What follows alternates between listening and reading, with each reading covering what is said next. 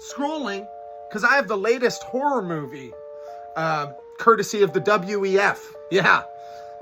This is some of the craziest, most horrific shit I've ever seen or heard. I'll give you a little preamble. She's talking about monitoring brain waves and understanding what you're thinking just by putting on a set of headphones or other gear. But just listen to this conversation, this Q&A after her presentation, where she went on to say that they're working on being able to implant emotions in our brains. Straight up. Not just being able to read our thoughts, but implant stuff as well, eventually, if they can't already do that. By the way, I will just say this. If this shit scares you, go squat up, go click the link in bio to support the channel. There's also a really cool app called Polymarket, which is tracking the election polling results through the eyes of Vegas and odds, which is obviously more trustworthy than mainstream polls. Anyways, here's the video. Buckle up, because this is a wild ride. Possibility. One of the things that's interesting, is there any possibility that this technology could work while not actually touching your skin? Right? Like right now, you have to make a choice to put on a headset or a hat or something in your ears. Is it possible that the WEF could have it in the ceiling?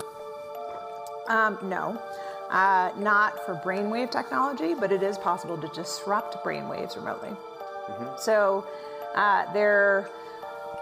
if you've heard of Havana syndrome is a belief that people have suffered from. The leading theory is that it's targeted microwave activity at brains to disrupt brainwave activity. There's no proof of it yet, but there's at least a couple dozen cases where there isn't a good explanation for why the individual suffered from disruption of mental abilities. And there's certainly a lot of investment in trying to figure out whether you could target the brain remotely. It's much more difficult to figure out how you could read the brain remotely. You talked at the end. At the beginning, you said we won't be able to read complex thoughts. It seems as though we can understand emotions. There's some way you can recreate some images inside your head. Where does this, explain where we'll be in 1 year, where we'll be in 5 years, and where you would estimate would be in 10 years in the complexity of thought and emotional understanding that you can have from sophisticated brainwave readers. Focusing in the world of wearable technology as opposed to implanted technology. And I do believe that within many of our lifetimes, we'll see healthy people using implanted brain technology as well. Then we can decode complex thought. But wearable brain technology, I think in 1 year, we will be largely where we are now, but with much better form factor technology. So many companies are launching these earbuds and headphones this year that have sensors that are built in. One of the things that has limited the widespread adoption of the technology until now has been that you have to wear something like across your forehead. Most of us aren't going to do that. But when it's the same device that you're using to take calls from and also to listen to music from that also is picking up brainwave activity, it's integrated into your everyday life. But as healthy people in a widespread way start to have their brainwave data collected, the insights that we can gain through pattern recognition will exponentially increase and pretty quickly.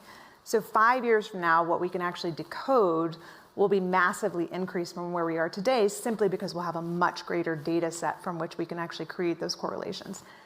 Again, that's frightening but promising, because think about most of neurological disease and suffering are those disruptions of brain activity, which we'll start to be able to pick up. And already, gamers have figured out, for example, while a person is wearing a headset, how to prime a person through their brainwave activity to be able to decode their PIN number and their home address. So you don't have to have your full complex thought decoded to reveal your thoughts, right? It gets at what we think thought is. And how do you decode somebody's PIN number? You flash a series of numbers and see how their brain reacts to them? So you have recognition memory signals that are preconscious and subconscious, and this is part of why it's been used, for example, by governments to interrogate criminals.